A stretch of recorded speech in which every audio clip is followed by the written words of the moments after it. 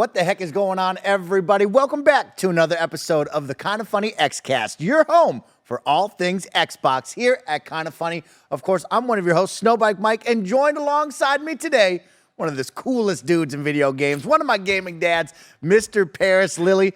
Paris, what up, big dog? How are you today? I'm doing good, man. How you doing? I'm wonderful, Paris. You know, I missed you last week. We had a really great episode, an awesome dev interview that I can't wait to tell you about. But you know what? I'm missing some Paris love, especially before the Super Bowl, because you're my football dude, you know what I mean? So I didn't get enough football time with you and I ahead of the big game. Well, you know, and obviously everyone's seen the big game and all of that now. Yeah, I wish I could have been on last week's episode because obviously you had a fantastic conversation, talking about Knockout City and everything. It was really good. If you've not seen it, I highly recommend everyone go back and give it a listen, give it a download. But yeah, as far as the Super Bowl goes, one of the best Super Bowls ever, except that call. Oh, I can't get over it. And I know people get mad at me. Oh, he really did hold him. In that moment, you got to swallow the whistle, man. You got to swallow the flag. You can't throw that flag. You got to let him play it out. I'm right there with you, Paris. Yeah, let Jalen Hurts get an opportunity. You know, I don't know. But let those boys play is right. And that's a tough whistle to make. That's a big call to make. But an awesome game and a great halftime show. Rihanna absolutely brought it. You got to love that. Fantastic. No features, no help at all. Just Rihanna killing it up on the main stage. I really loved all of the Super Bowl this year. So, yeah, I missed a little football one-on-one time with you. And also, I missed your support, your thoughts, and your analysis of our awesome interview with the dev team from Knockout City and Valentine Studios. We had a really great conversation last week, me and Gary and the game director and lead game designer over there.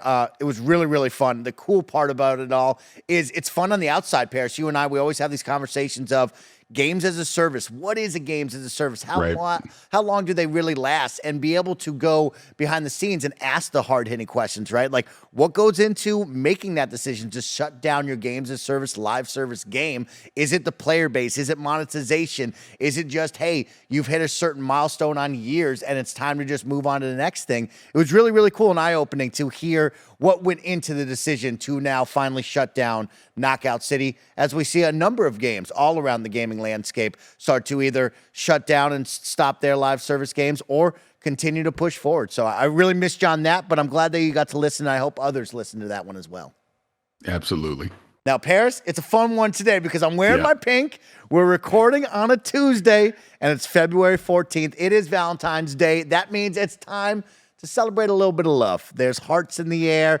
There's chocolate. There's roses. There's those chalky candy hearts that you get with your kids, and I absolutely love and adore those. And so I thought we'd talk about some Xbox characters that we love and maybe make a top 10 list of our most beloved Xbox characters later on in this episode. But for all those couples out there, maybe there's some gamer couples that listen and watch our show, Paris. What's a game you would recommend for a nice couple to sit down on the couch and play for Valentine's Day? It Takes Two. Oh, perfect call right there. Yeah.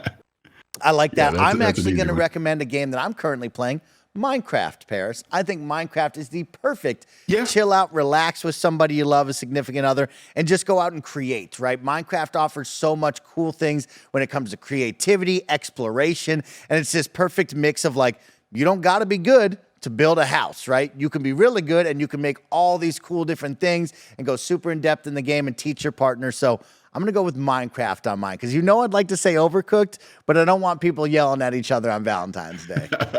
Right on.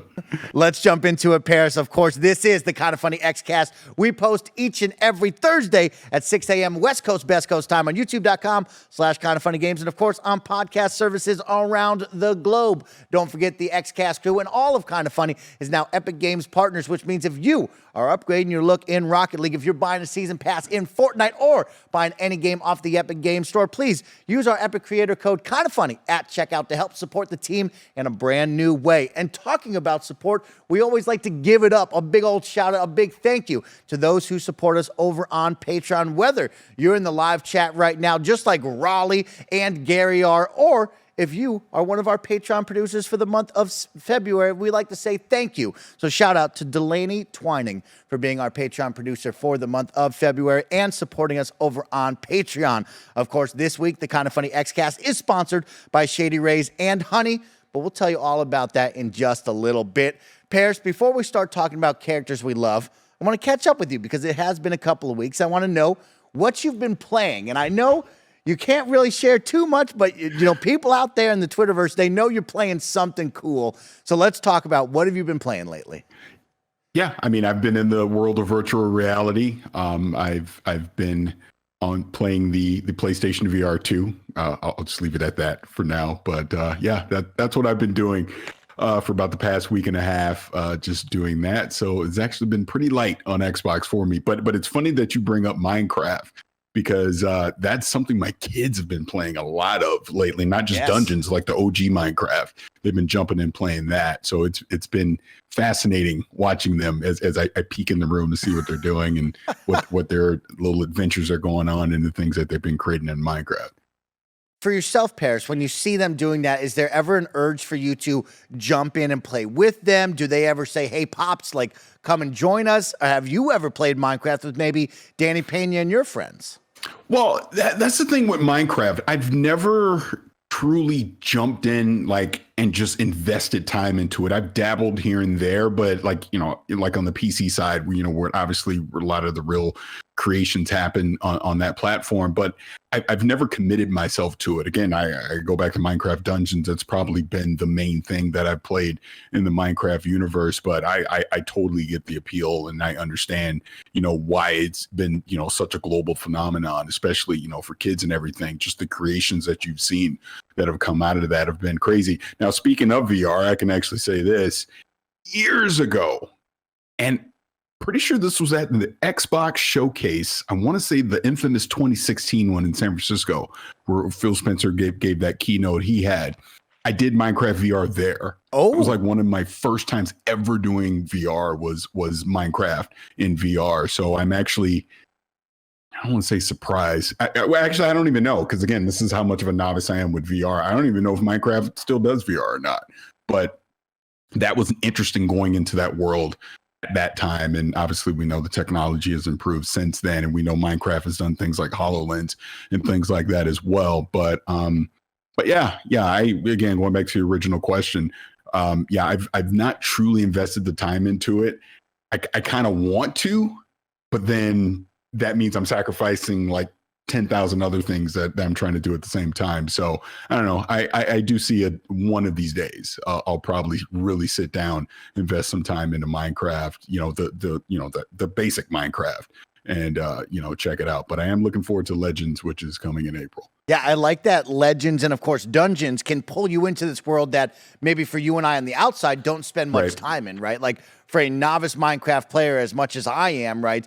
Minecraft Dungeons was the game that got me interested, got me into the world of Minecraft and wanted more. So, shout out to letting them play in the sandbox, trying new things. I think that's a big message we've been talking about on the Xbox side and all of the games world, of trying new things within your established IP, which is always cool. But yeah, you bring up the VR. I'll never forget that Minecraft HoloLens demo, I believe at an Xbox E3, right? Like that was front and stage, center stage, where they were zooming in and you could see the one guy was playing while the girl had the headset on. She was zooming in, moving things, putting blocks in.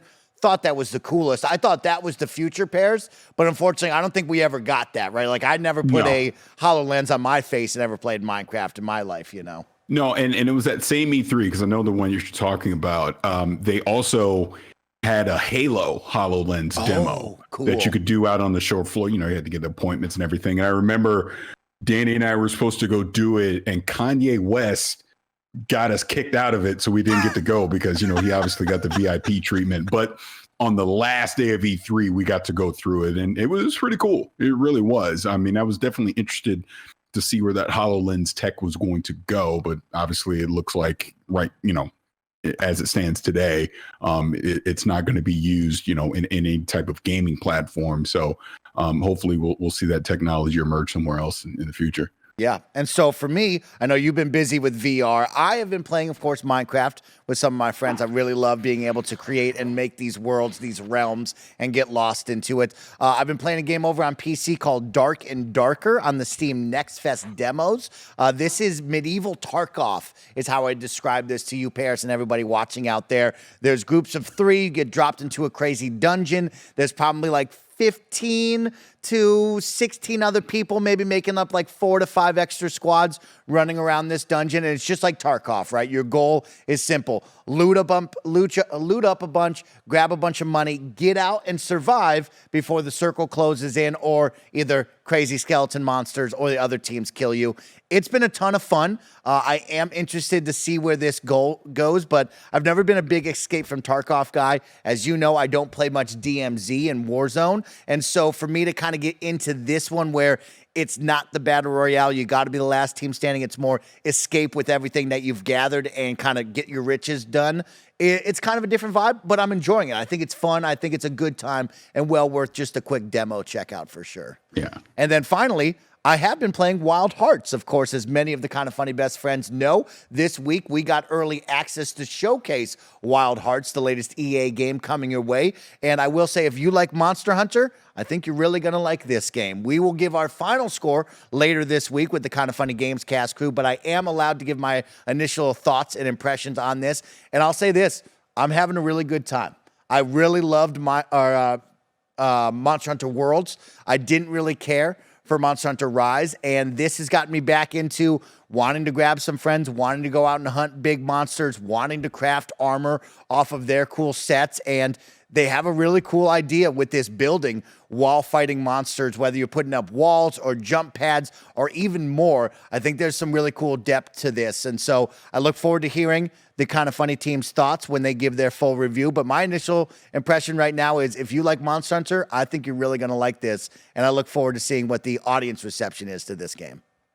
Yeah, I've never like Monster Hunter, the original game, never played it. And obviously, this is obviously, in the spirit of that type of game. So just looking at the screen right now, it definitely looks interesting. I'll have to give this a shot at some point. Yeah, give this a look there, Pears.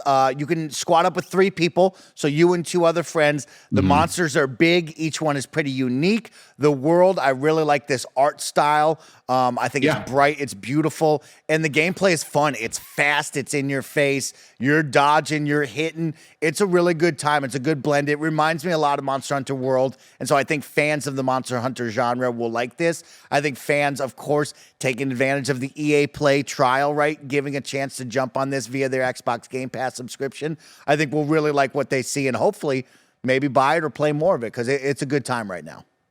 Nice. So, Paris, with that, love is in the air. And I want to talk and I want to make a list, Paris. I want to make our Kind of Funny Xcast top 10 Xbox characters list, our most beloved characters amongst all the franchises. And so I put out a Twitter tweet. I said, hey, help me out. What are some of your favorite characters? And I got mine. I know you got yours. And I thought, you know what? To celebrate love and Valentine's Day, why don't we make our top 10 list? And so that's what we're going to do right after a word from our sponsors.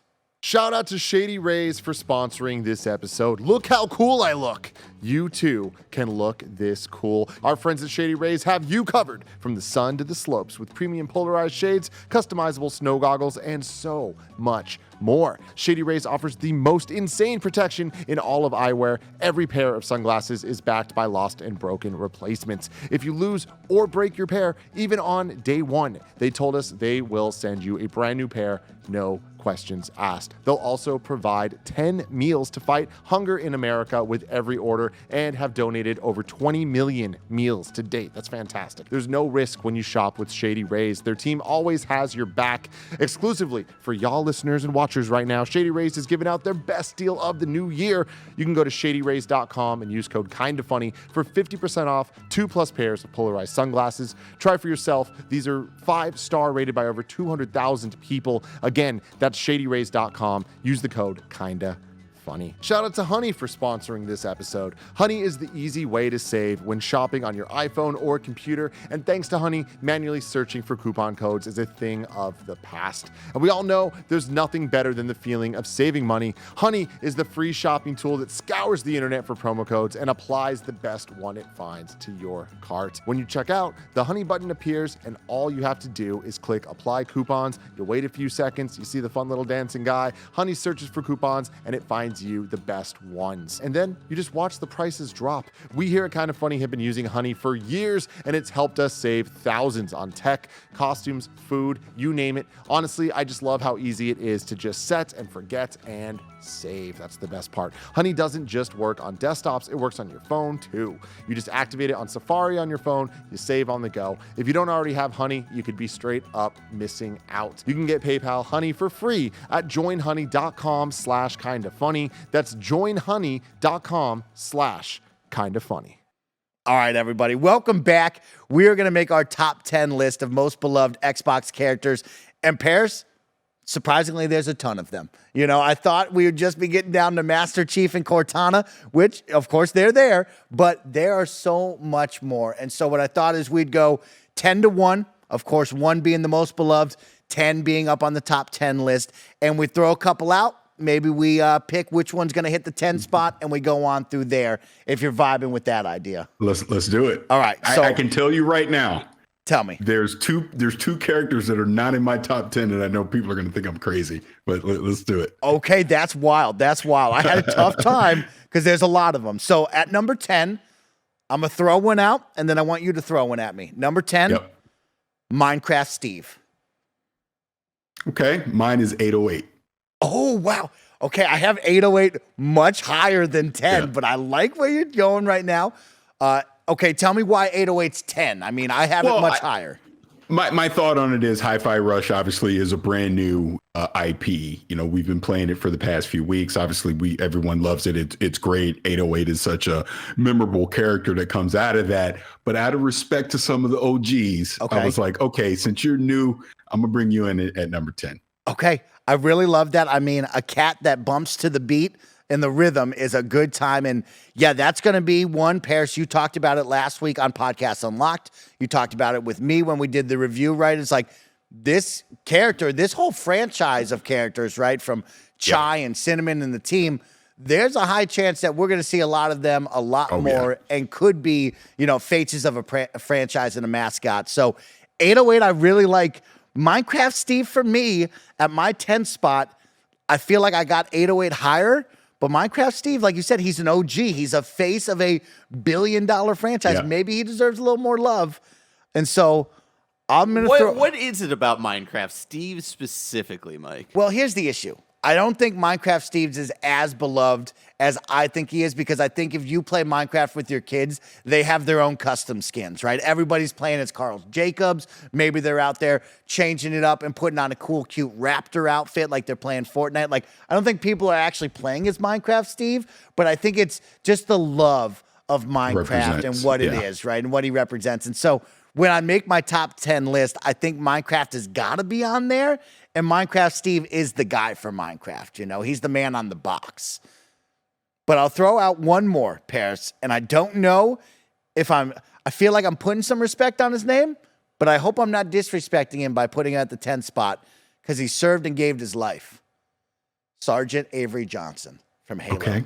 Okay. I definitely had him higher. Okay. Then I'm gonna let us talk about him later, because that's my guy and he needs to be on my list. So I'm gonna go with you, Barrett. If you've been keeping track, and I'll keep track as well, 808 is gonna be at our 10th spot. I like that right there, Paris. Let's go with that one. All right, onward to number 9, Paris. Where are we going after that? Senua. Oh, from Hellblade. Yes. Okay, give me some love. Give me some love for maybe some Xbox fans who have played the game or are about to get introduced with Ninja Theory and number 2. I just think what Ninja Theory did, obviously, with the first Hellblade, and just that unique use of audio, the sounds, the whispers, everything, just that atmosphere that Hellblade was able to create. And obviously it all centered around, the mental state of Senua. She just became such a memorable character because of that. We know the sequel is on the horizon right now. And I just think her star is just going to rise even more once Hellblade 2 comes out. So put her in at number 9. I mean, I get that it didn't start as an Xbox title, when it originally came out, but now that as we're going into the sequel here, she's in the Xbox family. So I think it makes a lot of sense. I like that, Paris. And I got to agree. I mean, you're under the umbrella now. You're part of the team. And this is a very good one to put on everybody's list. And I think everybody after Hellblade 2 will put a whole lot of respect on this person's name. I think it's going to make a lot of lists. For me, I was on the other side. I went with Bethesda, and I went with Vault Boy as number 9. I didn't even think of Vault Boy. That's a good one. Yeah. So, yeah, absolutely. It's a tough one here because I'm all over the place, right? I like Senua. Yeah. I like where you're going with that. I thought Vault Boy is iconic. Everybody knows him. He's a mascot in his own right. And so where do I go with the Bethesda properties, right? I have a tough time with Dovahkiin, right? The Dragonborn. Like, he's kind of your own character, right? As opposed to Vault Boy, it's like, that's the guy. You know his face. And so I thought I'd have to give some love to Bethesda and go with Vault Boy. But I like where you're going. My other number 9, and I know a lot of people are going to go wild, was Conquer from Conquer's Bad Fur Day. Yeah, I was gonna say I see your list on your end, and when you throw out Vault Boy, I was like, that's not what you have at number 9. Don't try to sneak that past me. I'm putting things out there. You know what I mean? We're Playing moving jazz. around. That's right. Yeah. And so my other Can I one say was something? Conquer. And the issue is with Rare, right? Unless you're playing the Rare replay or you're an old head like me and you, do they really know Conquer, right? Are they really putting Conquer? Because, of course, what was the game? Project Spark was the last time we saw Conquer where it was like, oh, Xbox might get another Conquer game, right? And so I don't know if he's making the top 10 anymore, sadly enough, over here, Paris. So I have a confession to make that will not be popular. Lay it on me. I don't like Conquer. Never have. Oh, you don't like the foul-mouthed squirrel? No, never got into that character. I never obviously, what was it, Conquer 64 or whatever it was at the time. I never got into it. Like that type of humor from that. Like I get that type of humor and I can totally be into it. Like High on Life, obviously, right? Yes. But it just never grabbed me with the Conquer character. Never did. Okay. I was interested to see what they were going to do with Conquer, obviously with Project Spark and all that. But if Conquer never returns, I think I'm okay.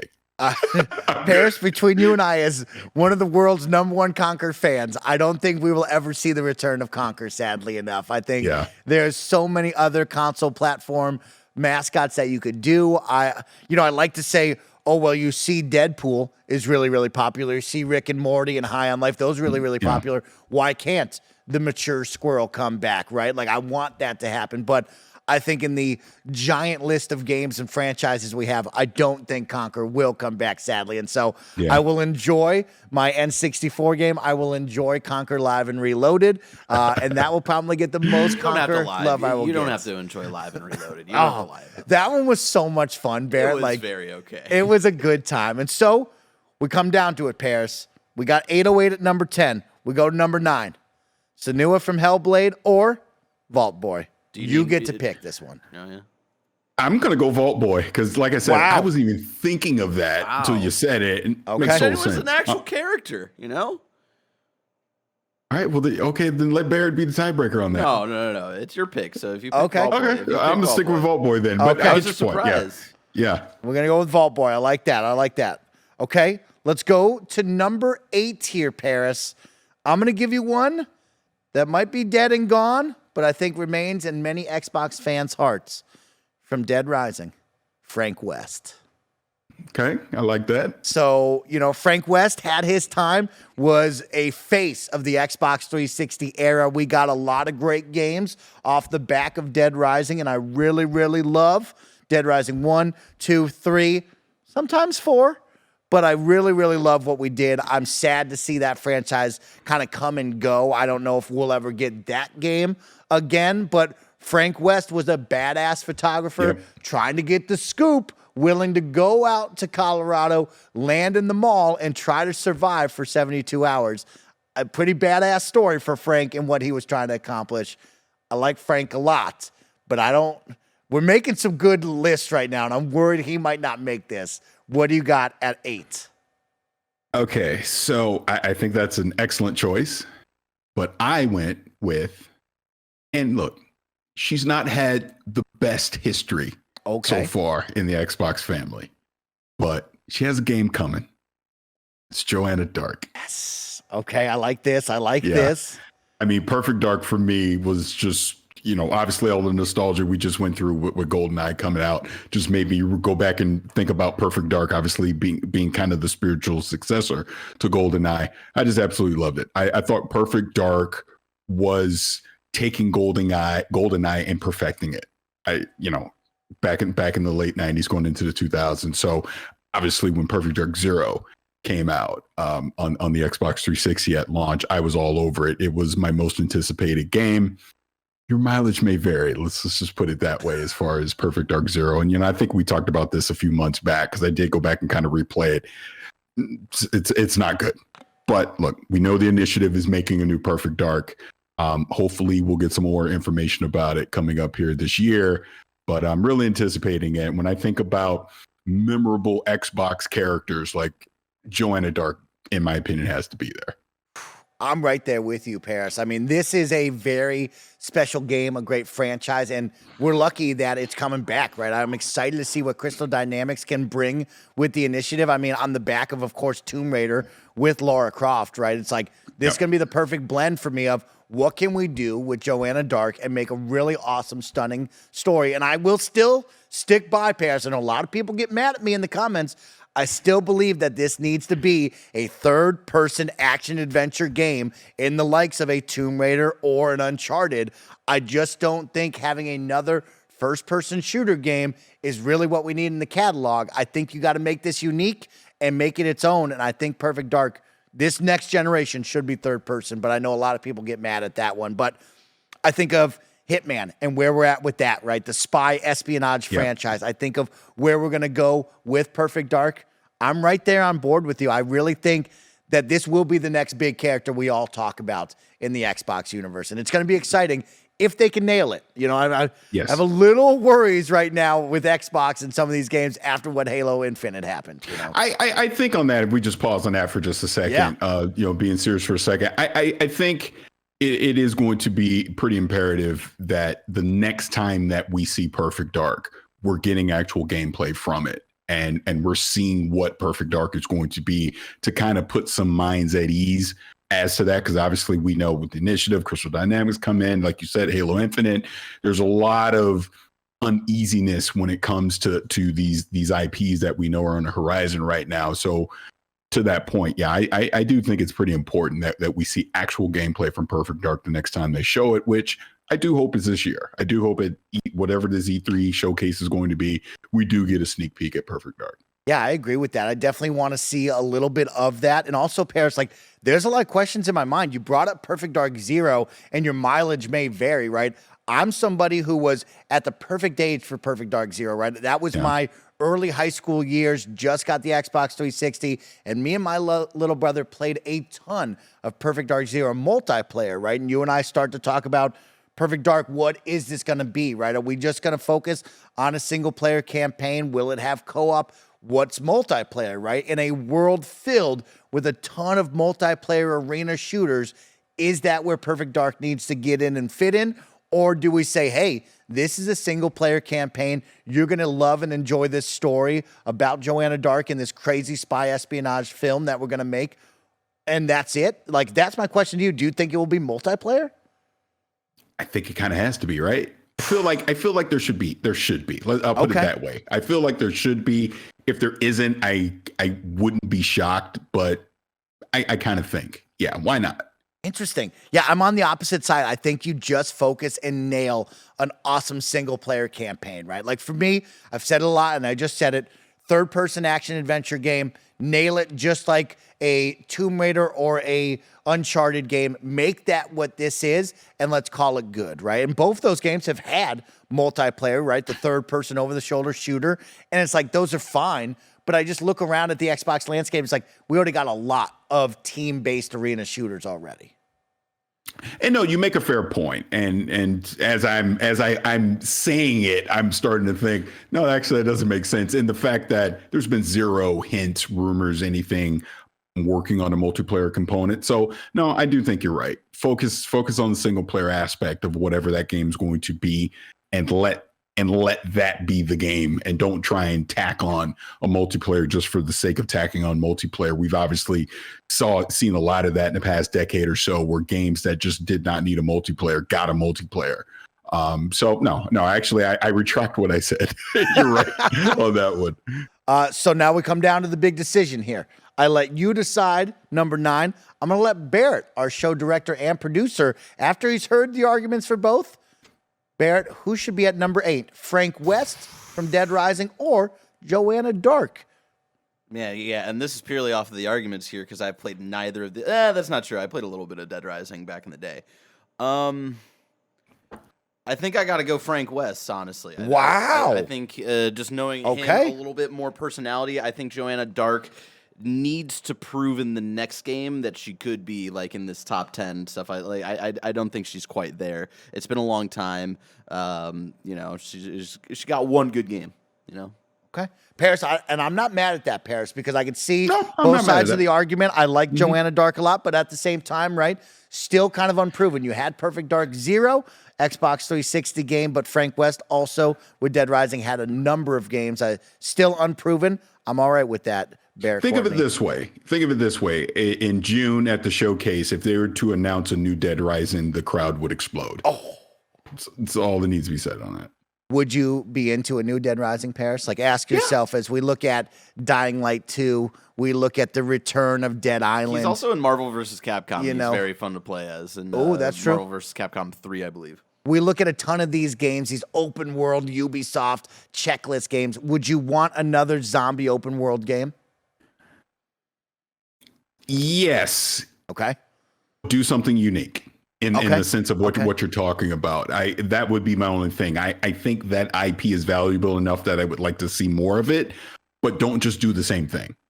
Okay. And you just brought up obviously other points of other games we've recently had. Back 4 Blood is obviously another one that we've seen recently. So just do something unique. But I don't think anybody would be upset to see a new Dead Rising. Put it that way. I don't think anybody would. And they have some great stuff there, right? The psychopaths are iconic. You'll never forget those encounters. They're really, really special. Gameplay kind of changed over the years and evolved into something different from the beginning. So it would be interesting to see, would it go like that tight super survival, you got to live and be really mindful of resources and crafting, or will it be more hack and slash, just mindlessly murdering so many zombies?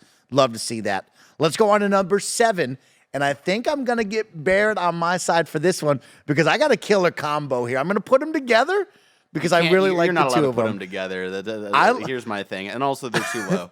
They're too low. Okay. I mean, I love Raz and I love Lily. Raz and Lily from Psychonauts. This little cute couple, boyfriend and girlfriend, are my favorite pairs. I mean, after playing Psychonauts 1 and then, of course, Psychonauts 2, Tim Schafer and the team at Double Fine have stolen my hearts with these two fun, awesome characters. And I want people to know about them, and I want people to feel the same way I do when I see these two just cuting up the whole screen. It's so much fun.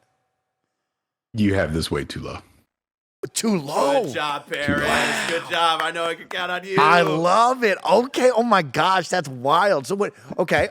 Let's put a pin on that really quick. Let's park the bus. Too low.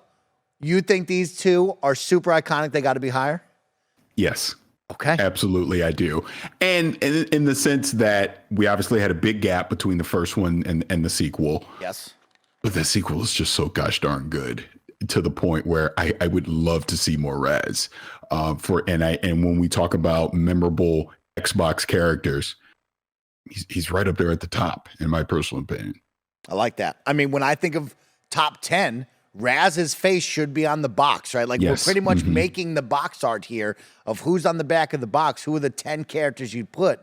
I think Raz, I agree with you, has to be on there, right? So, okay, I will gladly put a pin on those two, and we can talk about them higher. You tell me your number 7 pick then. The Arbiter. Halo. Wow. Arby? Okay. Yeah. I mean, we're talking Keith David, obviously getting the Arbiter storyline from Halo 2, getting the Covenant's perspective on everything that was going on was one of the highlights that I had during Halo 2. Obviously, the co-op action that you're able to have with him and Chief during Halo 3, he shows up during 5, etc. Yeah, he's right up there, man. I mean, I think when you think of, obviously we know Halo's the flagship and all that, when you start talking Halo characters, he's right up there at the top. He is at the top for me, Paris. I totally agree. He's my top 3, right? I think of Master Chief, Cortana, Arbiter. Yep. Those are my personal top 3s when it comes to Halo. And it's wild when we talk about, quote unquote, back of the box, right? Of like, who's the top 10? Arbiter, I can make a call for. And it's wild when we look at this. Halo, bring in a number of characters that you could put in this, right? Like I brought up Sergeant Johnson, right? Like you got 4 guaranteed right off the bat. What about the weapon, right? Are we talking about the new Cortana AI from, of course, Halo Infinite, right? Where does that fall? Who else could be there? It's wild that you got a solid 4, I agree with, coming out of Halo. So Arbiter at 7, I like. I'm going to throw out 2 that made my what if list. You ready for this? Yep. Coltrane from Gears. You talk about the sidekick co-op buddy, Master Chief. You got Marcus Phoenix and Dom. You got Coltrane. Is he iconic enough to be on a top 10 list? He is higher on my list. Oh my God. Okay, I like that. Then let me put out another one. We recently got lucky and had a really good game. Unfortunately, it did not have online co-op. The Battletoads. I did not even think of them. Okay. Which I honestly I should have, and it's a problem that I didn't, because I think, again, when you talk iconic characters in the Xbox family, they should be way higher and have a bigger profile. They absolutely should. So the fact that I wasn't even thinking of them is, shame on me, obviously, but I just personally think Xbox should have used Battletoads a lot more than they have over the years. Agreed. I totally agree with you, and I think the Battletoads fits that perfect, like cartoony Saturday morning cartoons mascot that's family friendly, fun, wacky, in your face. And if you put them on the back of the box, if we teamed up with Dlala Studios again, who made a really good game, right? Like when you play that game, that is a fun side-scrolling couch co-op beat 'em up. Just was missing online co-op in a world where we were playing from home, right? Like I think that was the biggest strike that I had against the game. But the Battletoads, I think you can put them on the back of the box anytime, and people would recognize them and smile seeing them for sure. So we have a problem. Coltrane, Raz, and Lily, you're saying are higher. You have the Arbiter, we'll now say, versus the Battletoads. You get to be the pick. Who is number 7, Paris Lily? The Arbiter. Okay, I like that. I'm fine with the Arbiter being up there. Okay, now we go to number 6, which I personally had 808 at. I put 808 high on this list because I think the impact of Hi-Fi Rush was greatly needed right now in 2023 for Xbox. I think it will be something that Hi-Fi Rush will feel for Xbox gamers for a long time. So I had 808 here. So that means I got to go back to the drawing board and try to sell you on a new 6. Who do you got for 6? I went back to back Halo. This is Sergeant Johnson. Oh man, he's my guy. He's my guy, Paris. Okay. I really like Sergeant Johnson, as you know. I try to put him up at 10. He deserves a whole lot of love. I mean, gave his life to try to shut it all down against Guilty Spark. Now the problem goes, is there too many Halo iconic faces in an Xbox top 10? There is, you know, because I will fully admit this will not be the last Halo character I have in my list. Yes, it's interesting. You and I have talked about the power of Halo, where Halo stands with today's gamers, right? And then if you ask Xbox fans like ourselves and anyone around the globe, I think if you ask what are some of the iconic, Xbox figureheads, you would probably get the same list of 4 iconic Halo characters, just like you and I have listed, right? No, absolutely. Absolutely. And see, this is the thing, making it slightly serious for a second. This is part of the problem that, we've talked on and off about over the past few years with Xbox needing to identify new mascots, right? Yes. Because right now, when you talk Xbox, you're instantly going to go to Halo. You're instantly going to go to Master Chief, to Cortana, to Sergeant Johnson, to the Arbiter to a lesser extent. But these other characters that we're talking about, they don't necessarily come top of mind when you talk about Xbox. That's why, again, when we bring up Hi-Fi Rush, I was so glad to see a game like this. And my instant thought was, now they got new characters that they can put on the back of the box that people are going to be excited to see, and they're going to want to see them in more games and other appearances, within the Xbox community. So that's kind of my thing. When you brought up this top 10 list, I instantly had the Halo character. Like, all right, here's the Halo characters. Now who else? Who else can I pick on the list? So it'll be interesting to see, obviously, with these games that we know are coming over the next few years, who stands out? What's going to be the next Hi-Fi Rush identifiable characters that we get? Yeah, it's wild making that list, like you said, right? It's like your mind instantly goes to 2 properties, Halo and Gears, right? And we all list off the same characters that we've known and loved for the past 2 decades, right? Like, these are the characters at the top of the charts that everybody knows. But now we're starting to get light sprinkles of new characters that we can love, right? And so with the addition of Bethesda, you have Fault Boy. Of course, you have the Dovahkiin. You have the Dragonborn. I'm thinking BJ Blazkowicz. What do you think about BJ? Could he be on this top 10 list and maybe take the 6th spot instead of Sergeant Johnson? He should be. I like how the screen froze. I was like, thing. He should be. But I think the fact that we've yet to have a Wolfenstein game since Bethesda has now been a part of Xbox is kind of, I wasn't thinking of him. But yeah, he is a part of the Xbox family, and he is very identifiable and obviously one of my favorite, characters in gaming right now. So yeah, I think he deserves to be on the list for sure. Yeah, it's interesting now I'm starting to picture the box, right? What's on the back of the box? Vault Boy stands out to me, right? Yeah. The Elder Scrolls characters don't really stand out to me. BJ kind of stands out, but at the same time, like, is there another character you could put in his place that would stand out more? I think so, right? I think I could give you a list of other people that would stand out more than BJ for people on a top 10 list on the back of the box. Quick spoilers right? for Wolfenstein 2. I don't think anybody else can stand out when you had your fucking head chopped off and then you get brought back to life after your head gets chopped off. Come on, man. That's another one, right? It's like Parrish brought up of like where we stand, right? Like, where is, the next Wolfenstein? We sit there and think about it of like, where's the next Wolfenstein? Oh, wait, they're doing Indiana Jones. Are we going to get a Wolfenstein? We've asked for this for now 2 years, wondering if this is going to happen. And of course, maybe it happens longer down the road, right? But you would think Fallout, that's a guarantee. Elder Scrolls, that's a guarantee. You look at Wolfenstein, you're like, well, what's happening with that? Where do we stand on that? So that's an interesting one. Let me hit you with a couple more that we can have a conversation about. Cameo from the Xbox 360 days. Do we still think about this character? See, I thought about Cameo, but Cameo was a one and done, and that was, 18 years ago at this point? I'm bad on math. Whatever, how many years ago? Long ass time ago. So, because I guess it was, 05, right? So, I don't know. Okay. Yeah, I would say no. Okay. Next one. We go to a game that you and we caught a whole lot of flack for. Killer Instinct, Jago, or Saberwolf. Do we put any one of those 2 jabronis on this box art? I will defer to you and the community. I have no comment.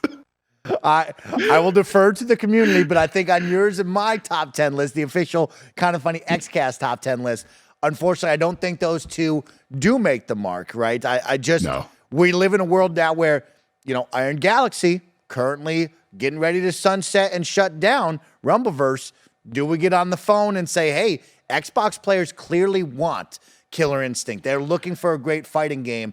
fill in the team. Can you figure this out with them and maybe make them relevant again? But I think at this day and age, if you put those two characters on the back of the box of Xbox, I don't think they have the same weight and power as a couple other characters that we could put on this top 10 list. And I am going to get in trouble because I am going to actually comment and say something here. Okay, lay it on me.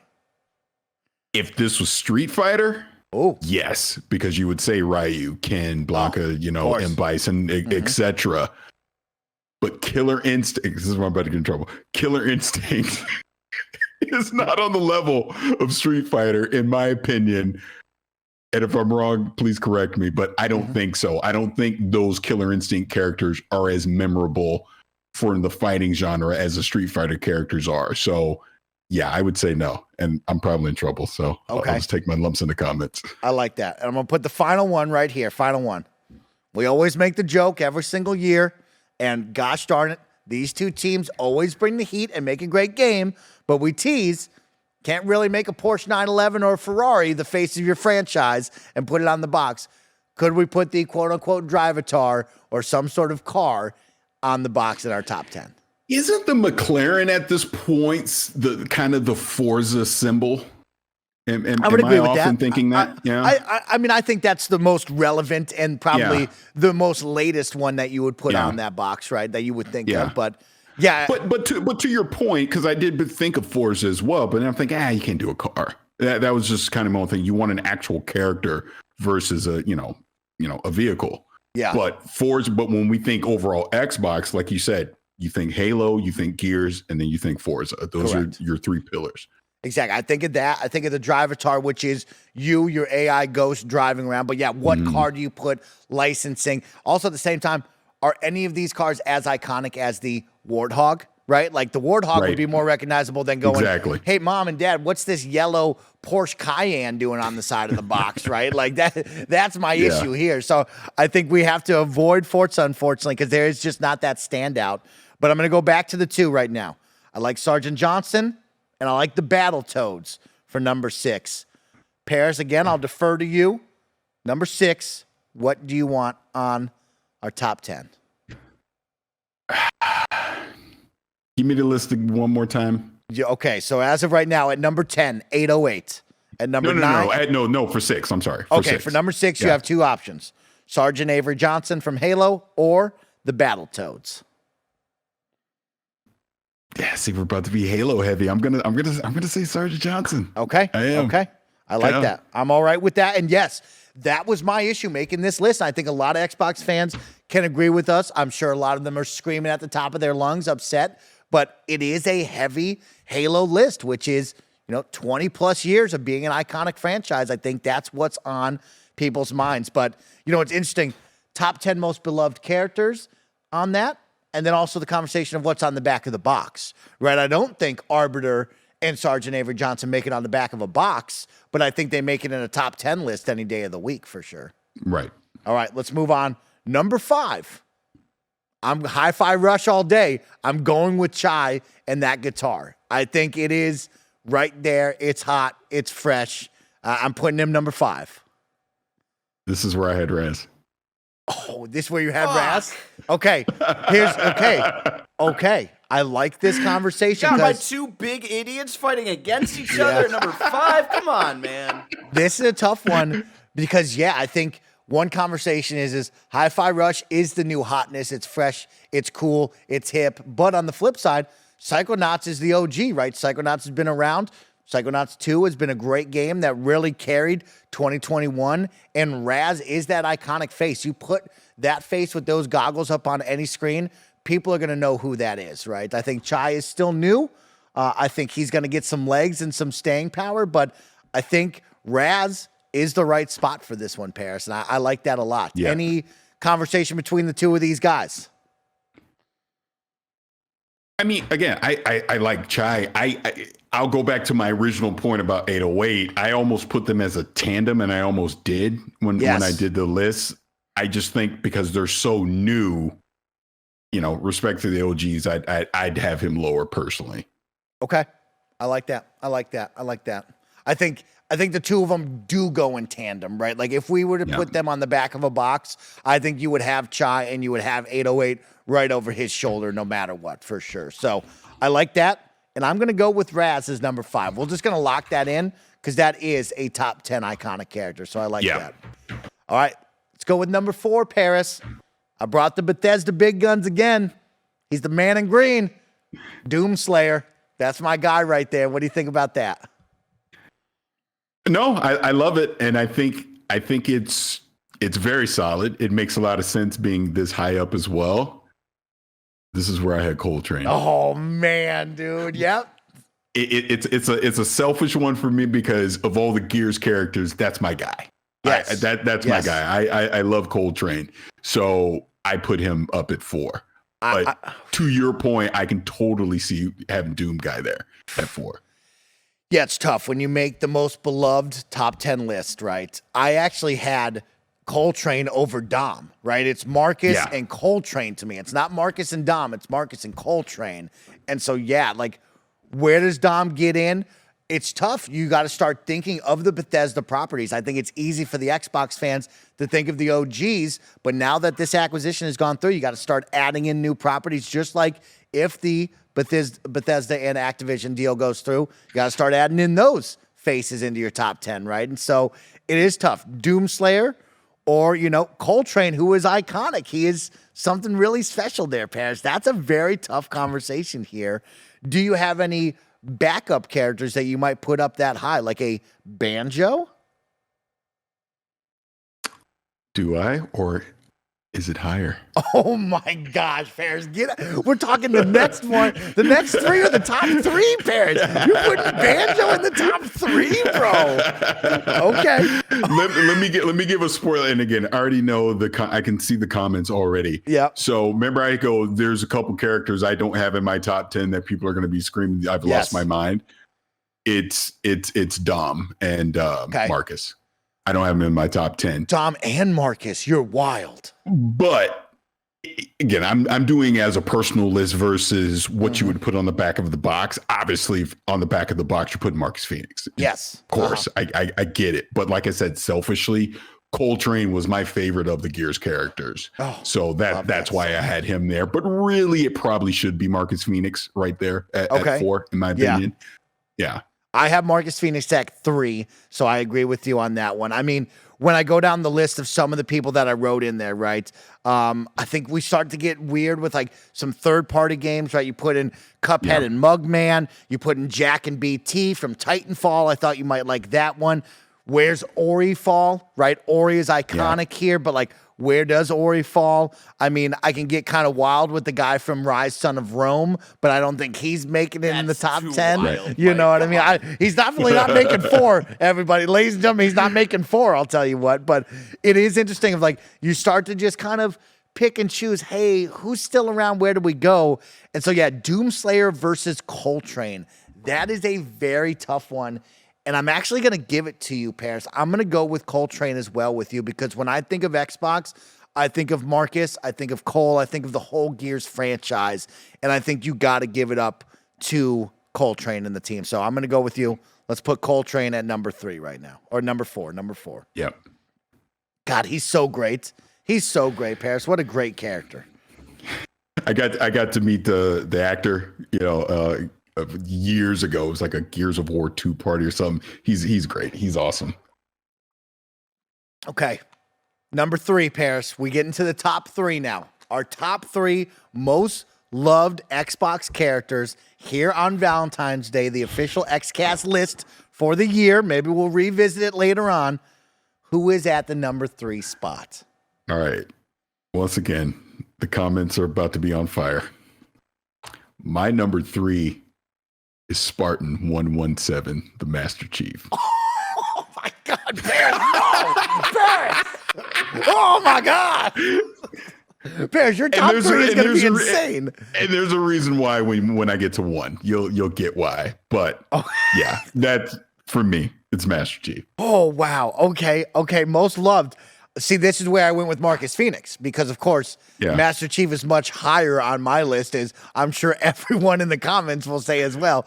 it goes Marcus. Now, this is the time where Marcus Phoenix would come because he has carried us through the Xbox 360 generation, right? He sent a shock to the system when it was Halo was the top dog. All of a sudden, Cliffy B and that team was like, yo, what if we created a really gritty, violent video game that was all about cover-based shooters and bouncing off of walls and third person over the shoulder?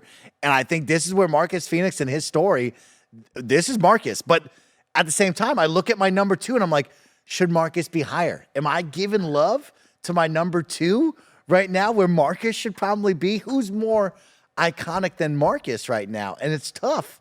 Because my number 2, I mean, are we giving too much love to this franchise? I don't know. So my number 3 is Marcus Phoenix. Your number 3 was? Master Chief. Oh, man. Oh, man. That means... Okay.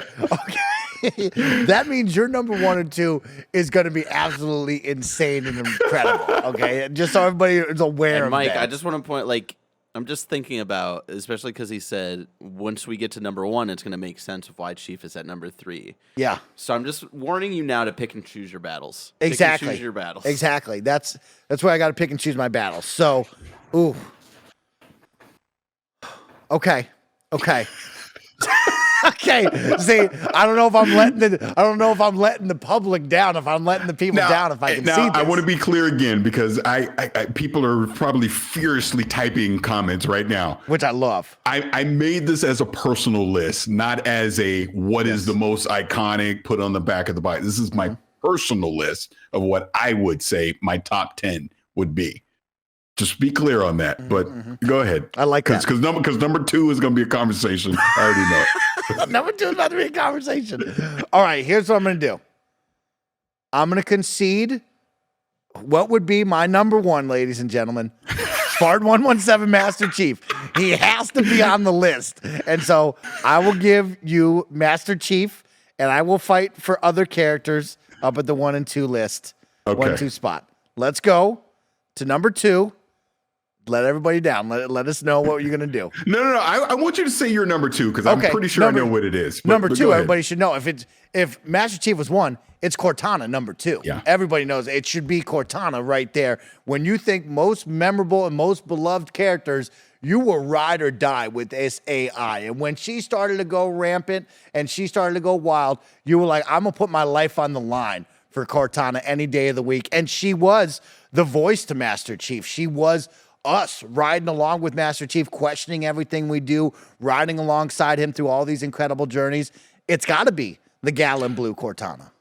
So let's do this. Let's talk about 1 and 2 at the same time. Okay, let's do it. Because my number 1 is Cortana. Okay.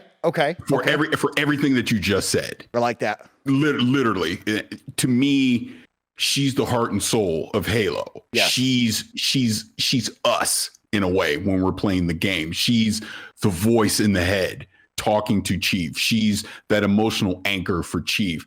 Some of the best moments of Halo has been Jen Taylor, talk whatever speeches, comments that she's making. Obviously, you think about opening of Halo 3 and she's talking about why she picked Chief. Or you think about again in Halo 3 where Chief finally rescues her, or obviously the end of Halo 2, don't make a promise if you know you can't keep all of that, even the emotional thing at the very end of 4 with her and Chief, right? There's so many moments that I can think of where Cortana, that she was my number 1. That was my number 1 when it comes out of that, because I almost feel like Chief has gotten a lot more chatty more recently, but she was the voice that we had for Halo. We were, he was obviously almost like a silent protagonist in a lot of different ways. So that's why I picked her at 1.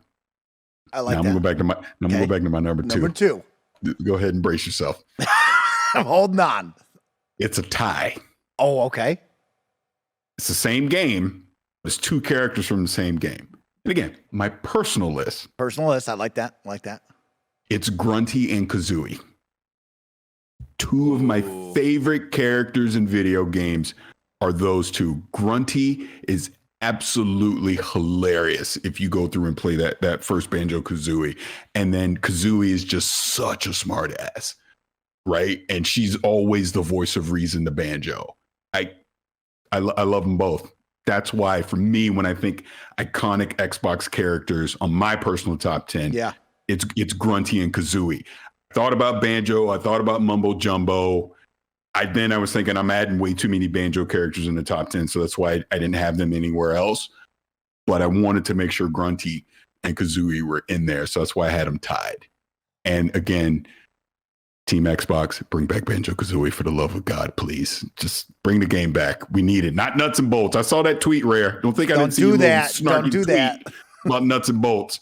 I want a new Banjo game, please. But yeah, Grunty and Kazooie is my two. With how much passion you talk about this game and this franchise, Paris, with all the love and enthusiasm you share to me and everyone watching and listening, I'm eager and excited for a Banjo game, right? Like, I'm over here like, I'll give up Conquer, the game I love the most, for a Banjo game. Like, let's make something special here. And you and I talk about it, right? You look at the pie chart. You look about the portfolio. What are we hitting on? What do we need, right? Where is that iconic, action, adventure, puzzle platformer with the mascot? Just let's do this. Let's try it, Can I tell this teeny tiny story why I love Banjo so much? Play it. We want to hear that. Yeah. Because I still remember this to this day. Okay. I'm with my wife. We went in a convenience store, like a gas station or whatever, right? I'm going up to pay for whatever at the counter. I look down, a $50 bill is on the ground. That $50 bill ended up in my pocket. Let's just say that. We go to the mall. We're at Sears. This is back in the day. Sears used to have a whole video game section. I go into Sears. What do I see in the case? Banjo-Kazooie. I knew nothing of this game until I saw it in the case. And I said, I'm buying it. And I bought it with that $50 that I found, took it home. The rest is freaking history. The smartest, best decision I ever made with zero information ahead of time was blindly buying Banjo-Kazooie, one of the best platformers ever. So there you go. That's my quick Banjo story. That's why I love it so much. That's why I want another one. I love that, Paris. I like that. So let's go over just yours and I's top three really quick as we start to round down this episode. Yeah. And hopefully the audience out there, hopefully you're furiously typing. You can talk about our list or you can give us your list. And we want to hear your list most importantly. What are your top 10 most beloved Xbox characters amongst all of the years? But Paris, what were your top three again? My top three. Yep. Number 3 was Master Chief. Number 2 is a tie between Grunty and Kazooie from Banjo-Kazooie. And my number 1 is Cortana. I love that. My number 3 was Marcus Phoenix. My number 2 was Cortana. My number 1 was Master Chief Spartan 117. And to make it fun, best friends out there watching and listening, you can determine our top 3 in the comments down below. We'll make it a good time. Y'all can write in. You guys gals can tell us who should be the top 3 out of those 6, or you can give us your favorite top 10s on your most beloved characters. It's Valentine's Day, and Paris, as you and I always say, be good to one another. Go out there and spread some love, some cheer, make somebody smile, and do something from the heart for a loved one of yours, okay? Whether it be a friend, a family member, or a significant other, go make somebody smile today because you know they deserve it. And gosh darn it, play a bunch of video games. We'll see you back here next week, and we'll be talking Atomic Heart. Yeah, because it will be released by then. So we'll see you then. So program reminder before we do get out of here. Both Gary and I won't be on the next episode because we'll be in Las Vegas at DICE. Yes. So unfortunately, I'll miss the talk about Atomic Heart, but I'm really looking forward to hearing it. I hope you get a great guest that can come on as well. Yep. But I'm looking forward to that because I'm excited to see what Atomic Heart's going to be all about. You know what, Paris? And we can share that guest. I'm going to give him an out because both of you are gone, and I know he's really looking forward to the both of you and in and out with me and Gary afterwards. But Ryan McCaffrey, my personal hero in the video game world, I hate that I'm missing it. Will be here. So I get a one-on-one with Ryan McCaffrey. You guys gals can write into the show. Of course, KindaFunny.com/Xcast. You can give us questions. You can give us stories about Ryan McCaffrey and his incredible history in the games industry. He is a personal hero of mine. As many of you know, I've always grown up as a Podcast Unlocked fan. And so getting to hang out with him will be a blast next week on the afternoon. So tune in for that. And with that, we'll see you back here next week. Bye, everybody.